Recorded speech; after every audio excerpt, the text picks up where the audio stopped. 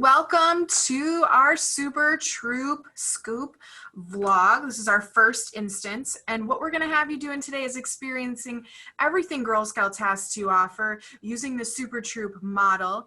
Every month we're going to meet with you to talk to you about how to host the best troop meetings you can host, hopefully with the least work you have to do to put into it, because we're all busy.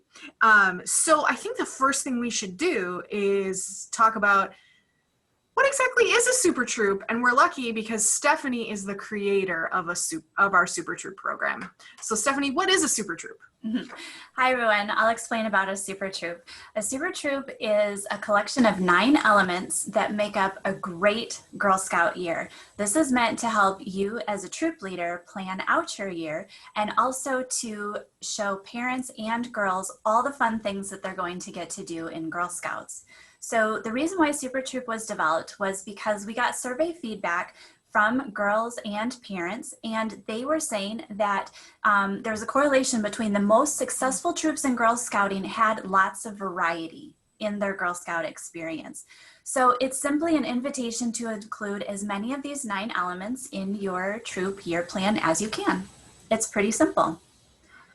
So what we're going to offer today is just walk you through some explanation. If you're looking for more advice on how to choose what to do in each of these suggestions, we're going to take them one at a month. But we also have a website with a web page, and you can find Super Troop information there with some suggestions of activities that you can do each month. And so obviously the reason why Stephanie is here is because she is our Super Troop czar, the leader of our Super Troop. Stephanie, what is your title here with Girl Scouts? My title is Adult Development Coordinator, and I develop and produce the training materials for adult volunteers. And my name is Melissa Loest, and I am the communications coordinator for the council. So I do a lot of things having to do with our website and our email, and I help with social media. We have an awesome person who's in charge of our social media, but I am the person who gets all the things online and does a lot of writing and proofing for the council. And so we are going to walk you through this awesome thing called Super Troop. So let's get right down to it. What is September's topic? September's topic is hosting parent meetings. So let's have Stephanie talk about what a parent meeting is and why it's awesome and what you should do. Yes. So a parent meeting is a great idea for every troop, new troops and returning troops. And the idea behind the parent meeting is that you have one at least once a year, so it's annual. It's a place to give information and a place to gather information from the parents and families in your troop. It turns out to be a really valuable meeting because it's a chance to build relationships. You think about it, like these parents are entrusting their girls to your care. They're very interested in getting to know you, and you want to be working with these families because you're going to be asking for help. You're going to be partnering together to share skills. And so you want to get a sense of who they are and just start building the relationship. And the best way to do that is to get everyone in the same room at the same time and talk about something that you're all interested in, which is Girl Scouts and providing a great experience for the girls. So now we should probably talk about the thing that's on everybody's mind in our current world, which is whether to have your parent meeting virtually, online, or in person. So virtual is my specialty, so I am going to give you some tips and tricks for hosting an amazing virtual parent meeting. And though I am the communications coordinator for the council, I also have a troop of Girl Scouts, and we're going to be doing a lot virtually this year. My Girl Scouts live all over. I have a troop that's everywhere, and so we're very used to the virtual part of Girl Scouting. So the first thing is you can host your troop parent meeting and all troop meetings virtually for free using resources like Zoom, which is what we use to record this vlog, but you can also use Google Hangouts. Facebook even has a plugin now to do video calls. The thing I would just say is as you're doing those, whether you're using Zoom, Google Hangouts, Google Classroom, or Facebook's video chat, is choose the service that's best for everyone, the one that's easiest for people to use. I know a lot of people are talking about Zoom, but that might not be right for your troop. So just choose the one that's going to be easiest for you to facilitate through and for everyone else to log on to. That's truly how you make the choice. There's tons of resources on our website and on the internet as a whole for how to use those. We're not going to get into that.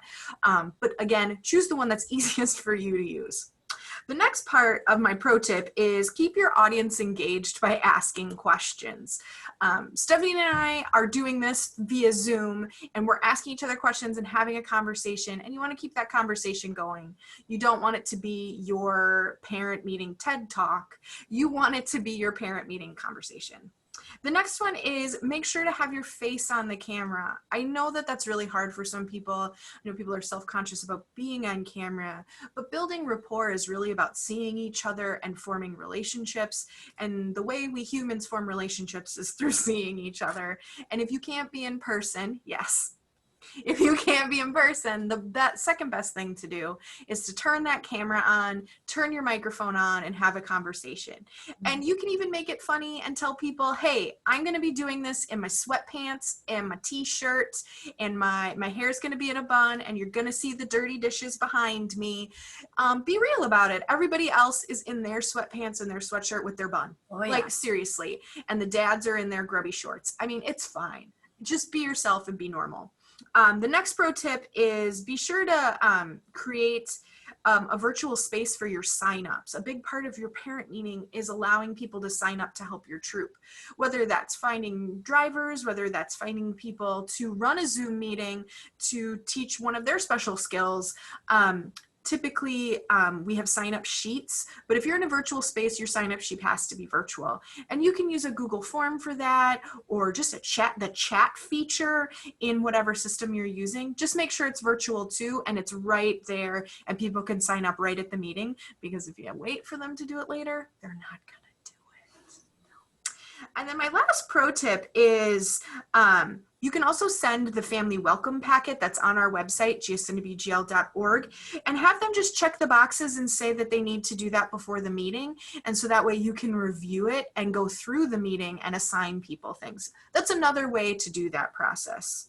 And the last thing you can do to keep it really virtual is the volunteer toolkit, we call it VTK, also has a really nice agenda for a virtual parent meeting that you can use. I know the volunteer toolkit can seem a little bit daunting to certain people, but also to people like me, it feels really natural. Don't let it scare you. There's tons of videos and tutorials and so much great content. But I know some of you are going to be having this in person, and Stephanie is really the master of doing it in person. So Stephanie, what are your tips and tricks to hosting in-person parent meetings? A couple of things, and one has to do with safety concerns for this year. So in the world of COVID, if you have an in-person meeting, set the expectations of how you want to handle people in the same space before the meeting starts. So whether it is explaining that everyone should wear a mask, explaining that everyone will be sitting 6 feet apart, people will appreciate knowing that you've paid attention to these concerns, because if you're paying attention for the concerns in the parent meeting, you're also going to be paying attention to the concerns when they're meeting with just the girls. So parents will appreciate that. Again, it's not a great idea to be passing things around right now, the things that we all commonly touch. So tell people to bring their own pens and pencils, maybe forego the passing of the clipboard for sign-up sheets and go with what Melissa was saying, like Sign Up Genius or sending materials out ahead of time via email. If you have like access to a chalkboard, whiteboard, flip chart, you can write things up as people volunteer, and you can fill in names and blanks when you're asking for help. So that's one thing. But then the second thing is that if you have an in-person meeting, some of our very common advice that we give is you may end up having a family meeting, like parents may end up bringing the girls with them. So if you choose to have a parent and girls come at the same time, in order to help the parents focus on the discussion that you're going to be presenting, it can be better if the girls go into a different room so that they're not so much of a distraction to the parents who are really trying to focus, because this is probably all brand new for them. So that means enlisting a couple of volunteers who've joined the troop early to have the girls meet in another classroom or another space where you are, and have an activity planned for the girls to be working on. Something that can be done in 30-40 minutes is usually enough time. But you can also check that parent caregiver meeting agenda. Like Melissa said, you can find it on the VTK. You can find it everywhere, actually. It's in most of the badges. It's on GS Learn. It's in our material that you received as a new volunteer. So it's in lots of different places, and then you can adjust it to make it your own. Okay, I think it's time for a break. I think we have to take a break. And our current episode, today's episode, our first episode, is brought to you by the troop meeting that you forgot you had. It happens to all of us. We're busy. And the nice thing to know is that you have Super Troop Scoop, our webpage, and all the things that'll tell you exactly what to do at your meeting so you don't have to plan it yourself. So now that we've done our sponsor, I think it's time for our favorite segment, Dear Daisy, where volunteers like you write questions in and ask us all sorts of things about being a volunteer. Today's are themed around, you guessed it, parent meetings. So our first question from a Girl Scout right here in GSMBGL is, help! I never set the precedent that parents need to help. How do I get them involved now? Stephanie, do you have any tips and tricks for that? First, it's never too late to ask for help.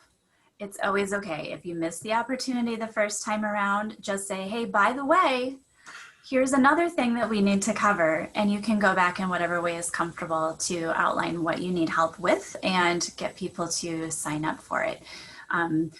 One thing that's really helpful is to just have a list. If you as the leader sit down and kind of identify, here are the areas that I need help in, give people a list, because you will have more success if you ask a specific question than if you say, can you help me? Because people won't know what you need help with. So it's never too late. Yeah, no one's gonna know what you need until you ask them. Mm-hmm. So we have a second question about parent meetings. Are you ready, Stephanie? Ready. All right. I asked for help and no one offered. What do I do now? I think this is a question a lot of us have all the time. I know I've had it. Yeah. And it does sometimes happen, the longer that the silence stretches, sometimes it's harder for people to speak up and say, oh, I'll do something. So here's my advice. If you have no one that's offering to help, be very specific with what you need. Take the list of things that you thought you needed for your troop and start going and asking personal questions of each person, whatever. So that you can say, I need help arranging snack time, or I need help arranging a field trip, or I need help with a guest speaker in this topic. And then the parents will know much more clearly what you're after and can more easily say, yes, okay, I can do that.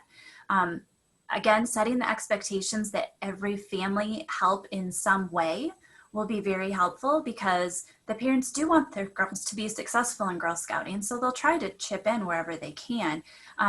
But I think another thing that can help is that you show people the list of who has signed up. So for example, if you have a Google Doc or a Sign Up Genius, it can kind of help people get motivated if they see, oh, well, 6 other parents have signed up, I better sign up too. So if they see their name, they feel good, you feel good, and everybody wins. It never feels good to see that Stephanie has signed up to help 6 times and you have signed up to help none. Right. It's a terrible feeling. Yeah. And a personal invitation, right? Because if you just ask the group, that's one thing. But if you pick up the phone and say, hey, Melissa, I really need some help, that can be more effective too. And I'm totally the person who forgets to sign up. 100%. That's who I am. Which is why I call you. We do have one more question. So this is a question that I think a lot of our established troop leaders probably are having is, I have a troop. We've been doing this for a long time. Do I really need to have a parent meeting every year? And if I do, why? The answer is yes, definitely. We highly recommend having a parent meeting. for obvious reasons about staying in touch and staying connected and building relationships. But there's also the reality that every time a Girl Scout troop gets together, it's a different group, right? I mean, maybe you had one girl and one family leave because they moved away to another town. Maybe you were lucky enough to get a new member or a couple of new members join your troop and bring their energy. Everyone has to get reacquainted. Everyone has to get readjusted. Also, the girls are growing up. The parents are growing up with their girls. Every year is different. It never hurts to come back together and meet up as a celebration way of starting the year, setting the expectations, covering whatever is different about Girl Scouts that you're going to be doing with the girls this year, and get everyone excited. And not only at the beginning of the year, but it's actually really common for troops to have 1, 2, or 3 parent meetings a year. Typical times are fall, when you start up, cookie season, when you get a lot of cookie information and get everyone on board with what the cookie rules for the year are. And then third, a year-end celebration, maybe for bridging or a ceremony for passing out badges and awards that the girls have earned. So all of those count as parent meetings to bring them together, share expectations, build relationships, and celebrate the girls' success. Oh, that's super fun. You know, I think it's really important that existing troops involve parents. And sometimes it might be a short meeting and sometimes it might be a long one, and that's okay. Yeah, there's variety. Yeah. So at the end of the day, it's really great to get the parents and the caregivers together so that not only you have a relationship, but remember they need to build the relationship with each other because they're going to be organizing carpools and things like that for the Girl Scout troop. And don't let it be the last time that the families get together. You know, we're really hoping that the Super Troop program and the patch program that it offers is a way to help you build some confidence in yourself that you are offering a fantastic experience to girls when you follow the Super Troop guidelines.